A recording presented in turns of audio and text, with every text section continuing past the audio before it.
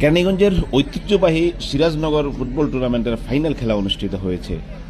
গতকাল বিকেলে সিরাজনগর উচ্চ বিদ্যালয় মাঠে অনুষ্ঠিত খেলায় প্রায় বিকালে 4-5 গোলের ব্যবধানে মিঠাপুর পল্লী মঙ্গল সমিতিকে পরাজিত করে তারানগর ইউনাইটেড চ্যাম্পিয়ন হয়। খেলার নির্ধারিত সময় 1-1 গোলে অমীমাংসিত ছিল। তারানগর ইউনাইটেড প্রথমার্ধে এবং পল্লী মঙ্গল সমিতি দ্বিতীয়ার্ধে গোল দুটি করে।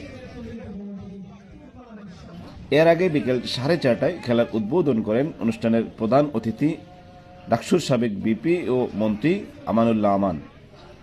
এ সময় তিনি মাঠে বসে খেলা উপভোগ করেন এবং খেলা শেষে উভয় দলের খেলোয়াড়দের হাতে পুরস্কার তুলে দেন।